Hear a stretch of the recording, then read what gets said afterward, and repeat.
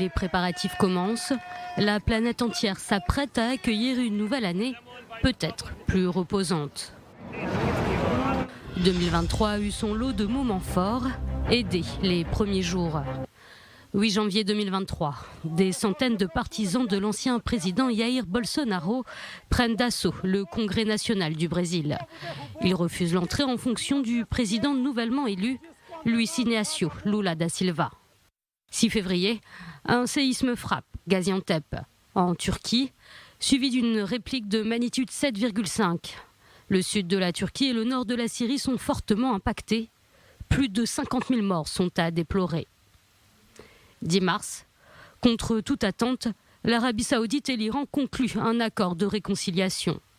Considéré comme frère ennemi, ce nouveau lien est consolidé sous la houlette de la Chine. 15 avril, début d'un nouveau conflit au Soudan. Cette guerre oppose l'armée au pouvoir et les forces de soutien rapide. En un mois, plus de 1800 personnes décèdent et plus d'1 million sont déplacées. 6 mai, Charles III est couronné roi du Royaume-Uni, succédant à sa mère, la reine Élisabeth II. C'est le premier couronnement en Grande-Bretagne depuis 70 ans. 7 mai, après plus d'une décennie d'isolement, la Syrie réintègre la Ligue arabe.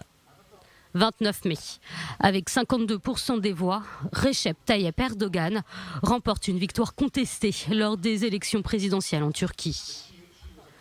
27 juin, Naël, 17 ans, est tué par un policier lors d'un contrôle routier à Nanterre. Des émeutes se propagent dans toute la France.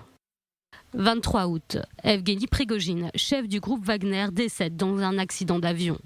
Un vol Moscou-Saint-Pétersbourg. Vladimir Poutine présente ses condoléances à la famille Prigojine.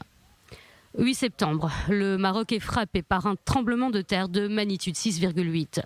C'est le séisme le plus puissant qu'ait connu le pays. 3000 personnes ont perdu la vie sous les décombres.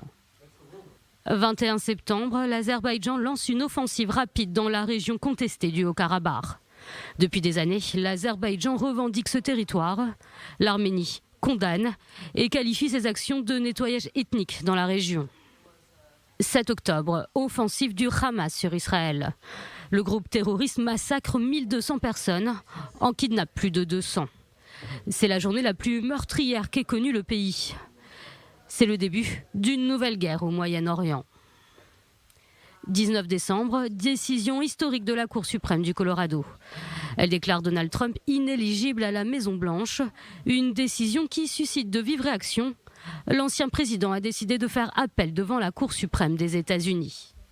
Une année riche en émotions qui écrit les dernières lignes de son histoire.